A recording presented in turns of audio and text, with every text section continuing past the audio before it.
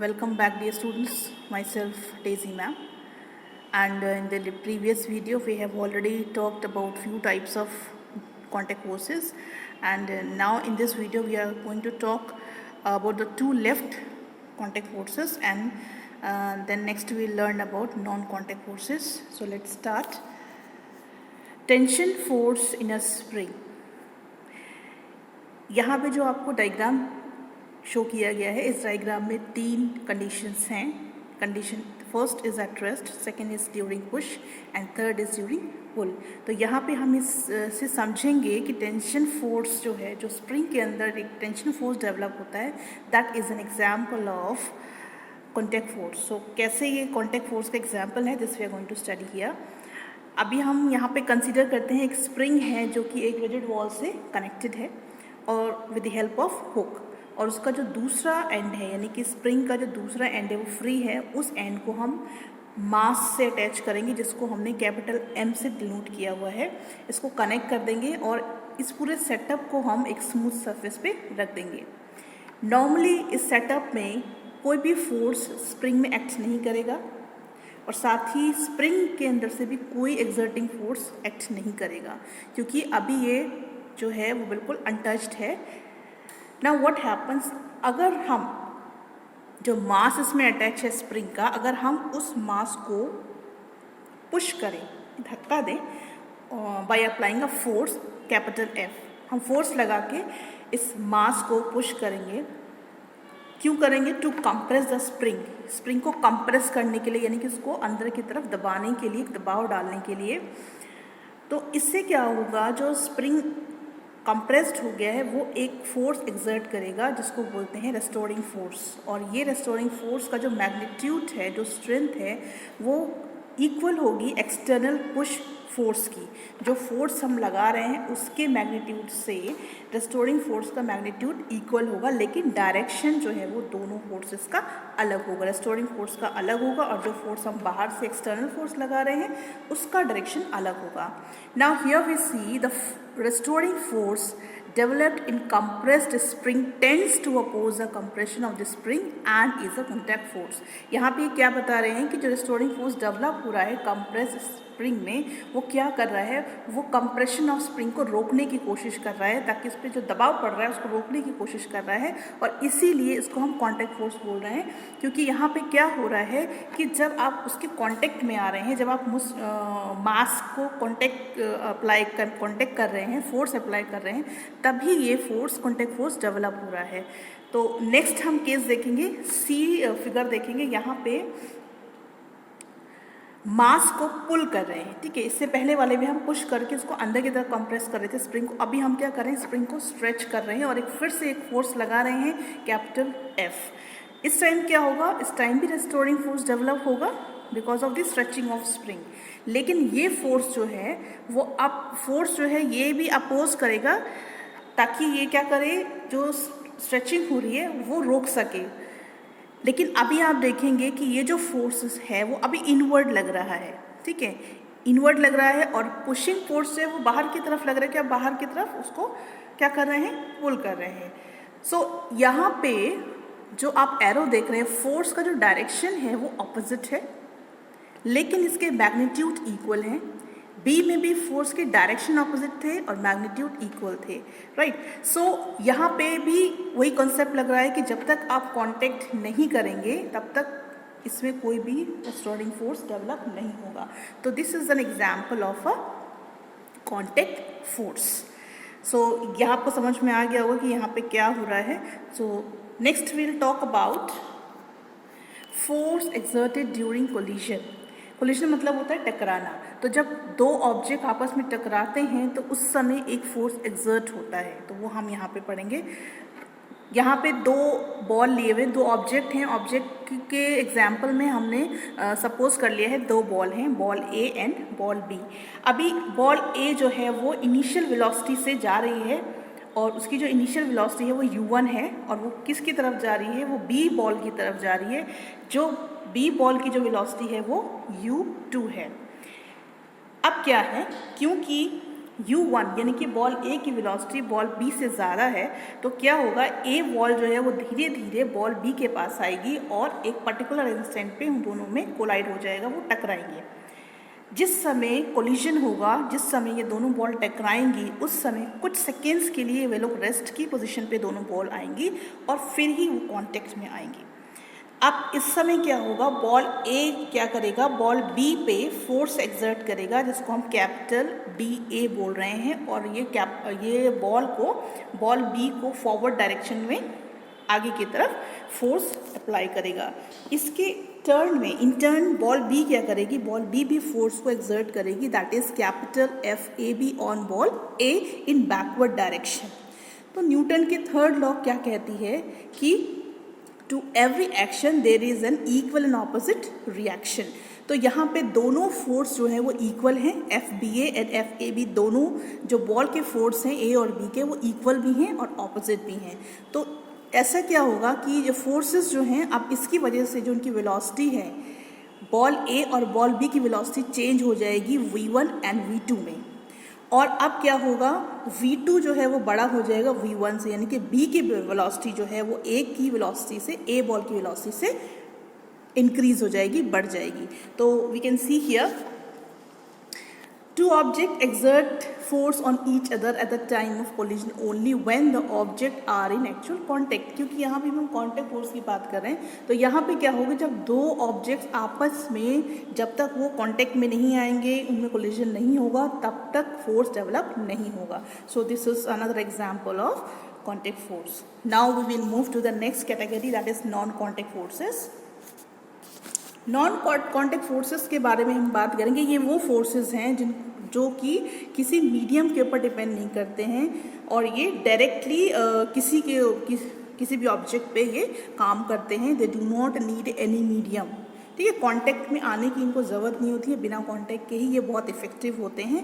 तो ये free space में विदाउट एनी कांटेक्ट ये फोर्स ऑब्जेक्ट पे लगता है। तो इस तरह के फोर्सेस को हम नॉन कांटेक्ट फोर्स या फोर्सेस एट अ डिस्टेंस बोलते हैं, क्योंकि ये दूरी पे भी काम कर लेते हैं। सो डेफिनेशन क्या हो गई, a non contact force is a force which can act between two objects, दो ऑब्जेक्ट्स के बीच में लगेगा, even without any physical contact between them, यानी उनके बीच में कोई फिजिकल कांटेक्ट नहीं होगा, इसीलिए तो हम इसको नॉन कांटेक्ट फोर्स बोल रहे हैं। तो नॉन कांटेक्ट फोर्स की जो इम्पॉर्टेंट टाइप्स हैं, यहाँ पे 3 टाइप्स दिए हुए हैं, ग्रेविटेशनल फोर्स, इलेक्ट्रोस्टैटिक फोर्स और मैग्नेट फोर्स। तो इन तीनों फोर्सेस को हम यहाँ पे पढ़ेंगे।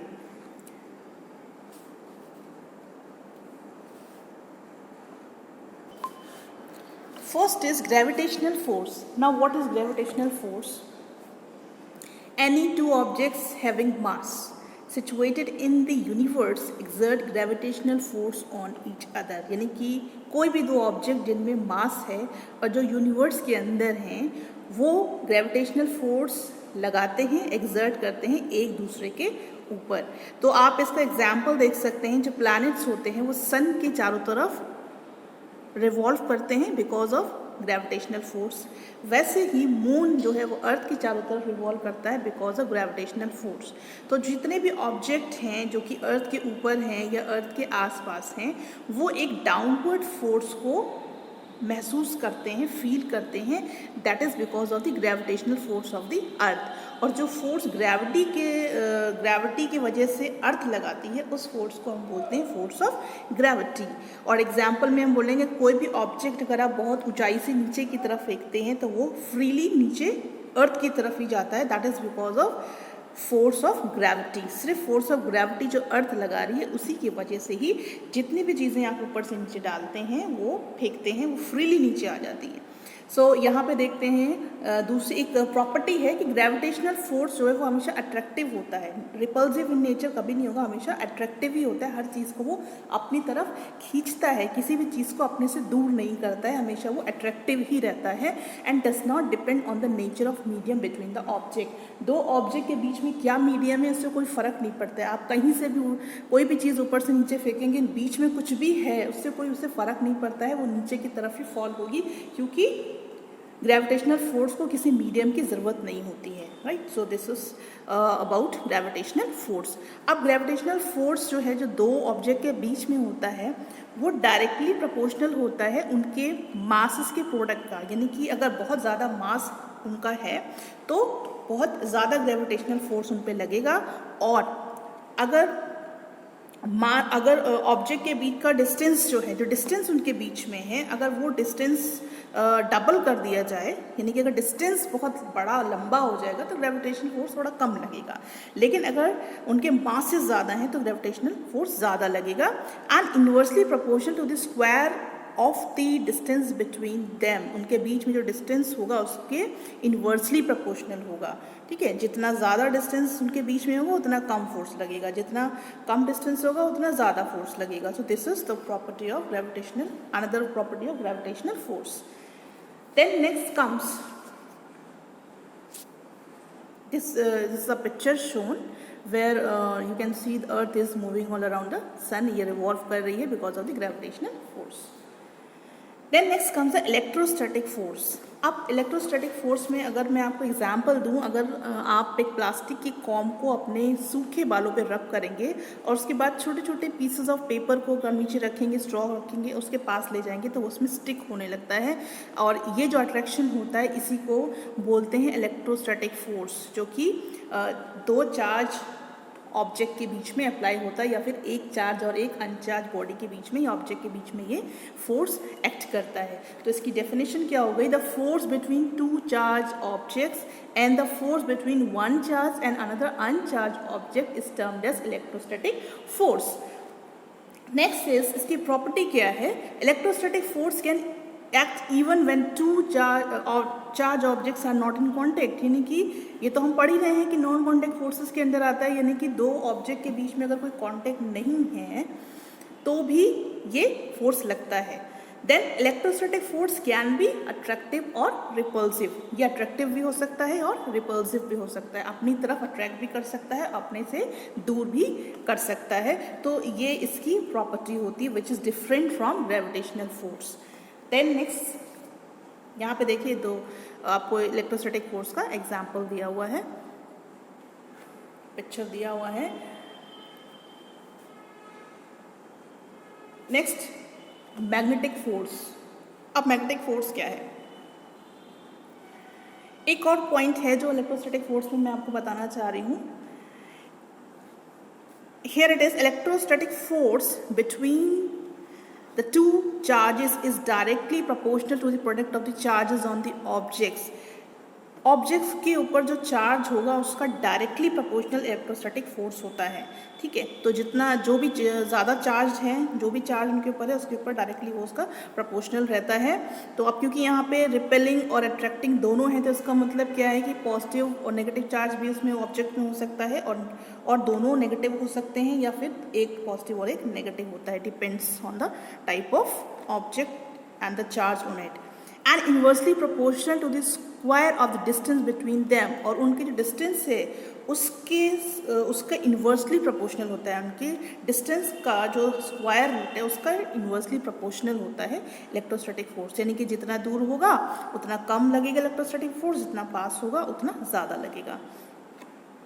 Moreover, electrostatic force also depend on the nature of the medium between the charge objects. यानी कि इलेक्ट्रोस्टैटिक का जो फोर्स लगता है वो मीडियम पे भी डिपेंड करता है। This is also a difference from the gravitational force. जहाँ पे ग्रेविटेशनल फोर्स में सिर्फ फोर्स ऑफ अट्रैक्शन लगता है, यहाँ पे दोनों फोर्सेस लगते हैं, रिपल्जन भी लगता है और अट्रैक्शन भी हो सकता है। और ग्रेविटेशनल फोर्स की वो मीडियम पे डिपेंड नहीं करता है, लेकिन इलेक्ट्रोस्टैटिक फोर्स मीडियम पे डिपेंड करता है, ऑब्जेक्ट का मीडियम क्या है उस पर डिपेंड करता है। सो नेक्स्ट का magnetic force. A magnet attracts objects of iron and steel. अगर आपने मैग्नेट का जो बार होता है उसको अगर आप आयरन के पास, आयरन की नेल्स के पास या स्टील के सब्सटेंसेस के पास ले जाएंगे तो वो क्या करता है? वो अट्रैक्ट करता है। और अगर एक पोल बार मैग्नेट को अगर आप आयरन पिन के पास ले जाएंगे तो क्या होगा? वो उसके ऊपर क्लिंग हो जाएंगे, टंग जाएंगे, जुड़ एकदम से चेन की फॉर्म में वो एक के बाद एक उसमें अट्रैक्ट होती हैं क्योंकि वो चिपक जाती हैं, ठीक है, उसकी एक पोल पर। अब ये कैसे होता है? It is because of the magnetic force, क्योंकि वो एक फोर्स अप्लाई कर रहा है और इसी वजह से जो आयरन है और स्टील है वो उसमें अट्रैक्ट हो जा रही है, उसमें चिपक जा रही है. So force exerted by a magnet and the force between two magnetic pole is called the magnetic force. जो फोर्स मैग्नेट अप्लाई करती है और जो फोर्स दो मैग्नेटिक पोल के बीच में होता है उसको हम मैग्नेटिक फोर्स बोलते हैं. ठीक है, नॉर्थ पोल साउथ पोल, दो पोल होंगे. ठीक है, एक नॉर्थ पोल होगा, एक साउथ पोल होगा, तो उन दोनों के बीच में जो फोर्स है उसको भी हम मैग्नेटिक फोर्स बोलते हैं. और जो मैग्नेट जो फोर्स अप्लाई करती है that is also magnetic force. Now अगर हम एक्सपेरिमेंट करके देखेंगे, दो बार ले लीजिए आप मैग्नेट के, और अगर आप मैग्नेट के नॉर्थ और नॉर्थ को एक पास लेकर आएंगे तो वो रिपेल करते हैं, वो एक दूसरे को धक्का देंगे, पीछे की तरफ ले जाते हैं. लेकिन अगर आप एक नॉर्थ पोल लेंगे और एक साउथ पोल को पास में लेकर आएंगे तो क्या होगा? वो एक दूसरे को अट्रैक्ट करते हैं. सो जो मैग्नेटिक पोल्स जो लाइक होते हैं, यानी नॉर्थ को अगर आप ले आएंगे तो वो रिपेल करेगा, साउथ को अगर पास लाएंगे तो वो रिपेल करेगा. लेकिन जो अनलाइक मैग्नेटिक पोल्स होते हैं वो एक दूसरे को अट्रैक्ट करते हैं. नॉर्थ साउथ अगर लेकर आएंगे तो वो अट्रैक्ट करेगा. सो यहाँ पे आप एग्जाम्पल देख सकते हैं. अट्रैक्शन में अगर साउथ और नॉर्थ को आप लेकर आ रहे हैं तो इनके बीच में फोर्स ऑफ अट्रैक्शन अप्लाई हो रहा है. लेकिन अगर आप साउथ पोल और साउथ पोल को लेकर आएंगे तो उसमें अगेन रिपल्जन होगा, और नॉर्थ पोल को लाएंगे तो भी उसमें रिपल्जन होगा. So this is the quality. अब यहाँ पे भी आपको एक प्रॉपर्टी दिख रही है कि magnet attract magnetic substance but force between two magnetic poles may be either attractive और रिपल्सिव. मैग्नेटिक सब्सटेंस को अट्रैक्ट तो करता है, लेकिन जो फोर्स ये अप्लाई करता है वो अट्रैक्टिव भी हो सकता है और रिपल्सिव भी होता है. वो डिपेंड करता है उस सब्सटेंस के मटेरियल पे कि वो किस चीज़ का बना हुआ है. Next, general characteristics of non contact force. अब नॉन कॉन्टैक्ट फोर्सेस की हम जनरल कैरेक्टरिस्टिक्स पढ़ेंगे. जितना भी हमने अभी 3 टाइप्स पढ़ लिए, ग्रेविटेशनल, इलेक्ट्रोस्टैटिक और मैग्नेटिक, उसमें क्या जनरल कैरेक्टरिस्टिक्स हैं? These forces have an ability to create a region around the given object in which its effect can be felt. यानी कि ये जो फोर्सेस हैं, इलेक्ट्रोलाइटिक फोर्स हो गया, इलेक्ट्रोस्टैटिक फोर्स हो गया, मैग्नेटिक फोर्स हो गया, ग्रेविटेशनल फोर्स हो गया, ये जो फोर्सेस हैं इनकी एबिलिटी होती है, इनकी प्रॉपर्टी होती है कि ये एक रीजन क्रिएट करते हैं ऑब्जेक्ट के चारों तरफ, जहाँ पे वो ऑब्जेक्ट उस फोर्स को फेल्ट करता है या फील करता है. तो उस तरह की जो रीजन है जो ये क्रिएट करता है उसको बोलते हैं फील्ड. ठीक है, उसको क्या बोलते हैं? फील्ड बोलते हैं. So there is a gravitational field around a mass. ठीक है, मास की चारों तरफ जो फील्ड होगी उसको क्या बोलेंगे? ग्रेविटेशनल फील्ड बोलेंगे. इलेक्ट्रोस्टैटिक फील्ड जो होगी वो चार्ज ऑब्जेक्ट के चारों तरफ होगी. मैग्नेटिक फील्ड जो होगी वो मैग्नेट के चारों तरफ होगी. तो ये अपने ऑब्जेक्ट के अराउंड या अपने अराउंड ये एक थोड़ा सा रीजन रहता है जहाँ तक इनका जो फोर्स है वो एक्ट कर रहा होता है, तो उस रीजन को हम फील्ड बोलते हैं. Now gravitational force is attractive in nature, but electrostatic and magnetic forces can be either attractive or repulsive. ये मैंने ऑलरेडी आपको बताया, ग्रेविटेशनल फोर्स अट्रैक्टिव ही होता है और रिपल्जन उसमें नहीं होता. लेकिन इलेक्ट्रोस्टैटिक फोर्स और मैग्नेटिक फोर्स में दोनों तरह के फोर्स हो सकते हैं. वो अट्रैक्टिव इन नेचर भी हो सकते हैं और रिपल्सिव इन नेचर भी हो सकते हैं. Then next is magnitude of these obeys inverse square law. यानी कि जितने भी फोर्सेस हमने पढ़े हैं नॉन कॉन्टैक्ट के, इनके जो मैग्नीट्यूड हैं ये ओबे करते हैं इनवर्स स्क्वायर लॉ. और इसके अकॉर्डिंग क्या है? जो मैग्नेटिक फोर्स है वो दो ऑब्जेक्ट के डिस्टेंस के स्क्वायर का इन्वर्सली प्रोपोर्शनल होता है. इसका मतलब हुआ कि जो मैग्नीट्यूड ऑफ फोर्स लग रहा है दो ऑब्जेक्ट के बीच में, अगर दो ऑब्जेक्ट के बीच में कम डिस्टेंस है तो उस फोर्स का मैग्नीट्यूड ज़्यादा लगेगा, और अगर उनके बीच में ज़्यादा डिस्टेंस है तो फोर्स का मैग्नीट्यूड कम लगेगा. This is the inverse square law. Then next, the presence of a material medium is not at all compulsory for non-contact forces to be effective. यानी कि non-contact forces को effective होने के लिए किसी भी मीडियम की ज़रूरत नहीं होती है. वो बिना मीडियम के ही वो इफ़ेक्टिव होते हैं, वो काम करते हैं और बहुत इफ़ेक्टिवली काम करते हैं. Next is the non contact forces में इफेक्ट इवन थ्रू वैक्यूम. यानी कि वैक्यूम उसको बोलते हैं जहाँ पे बिल्कुल भी मैटर नहीं होता है, वहाँ पे भी ये नॉन कॉन्टैक्ट फोर्सेस काम करते हैं, क्योंकि जब इन्हें मीडियम की ज़रूरत ही नहीं है तो ये वैक्यूम में भी बहुत इफ़ेक्टिवली काम करते हैं. So this is all about today's video. Thank you very much, students. And in the next coming video, we are going to learn about the Newton's law of motion. Thank you.